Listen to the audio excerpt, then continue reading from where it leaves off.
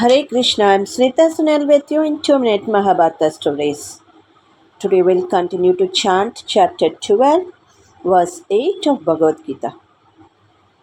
Mayyeva mana adasva Mayi buddhim niveshaya Nivasishyasi mayyeva Atavudhvam na samshayah. Let us see the translation. Now Sri Krishna gives the practical method for bhakti. This is the starting point of the how-to section. Fix your mind on me alone and place your intellect in me. Thereafter, you will surely dwell in me alone. Of this, there is no doubt. Krishna gives two-step in practice. Let us see what is that. First step is fix your mind on me. Second step is place your intellect, that is, use it to decide that Krishna is the goal. Everything else is secondary. What is the moral?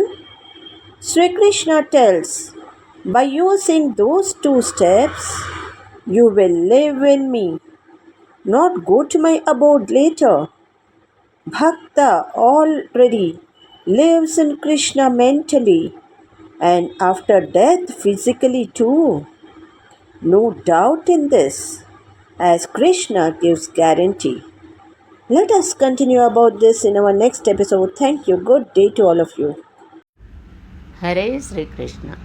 ಶ್ರೀಮದ್ ಭಗವದ್ಗೀತೆ ಅಧ್ಯಾಯ 12 ಶ್ಲೋಕ 8.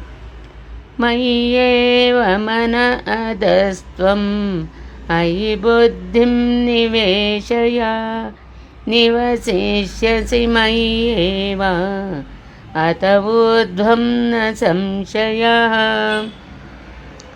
ಈ ಶ್ಲೋಕದ ಭಾವಾರ್ಥ: ಕೃಷ್ಣನ ಸೇವೆಯಲ್ಲಿ ನಿರತನಾದವನು ಪರಮಪ್ರಭುವಿನೊಡನೆ ನೇರವಾದ ಸಂಬಂಧದಲ್ಲಿ ಬಾಳುತ್ತಾನೆ.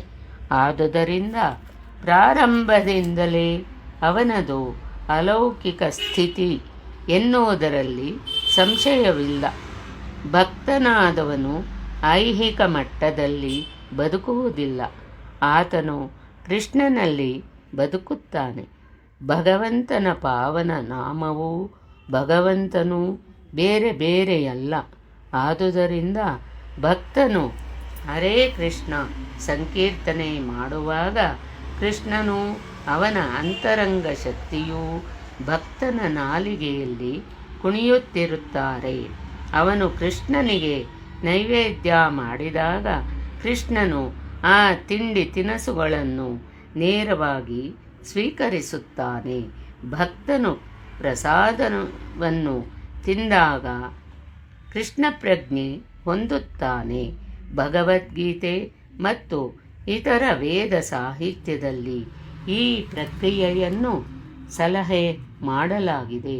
ಹೀಗಿದ್ದರೂ ಇಂತಹ ಸೇವೆಯಲ್ಲಿ ನಿರತನಾಗದವನು ಈ ಪ್ರಕ್ರಿಯೆ ಹೇಗೆ ಕೆಲಸ ಮಾಡುತ್ತದೆ ಎಂದು ಅರ್ಥ ಮಾಡಿಕೊಳ್ಳಲಾರ.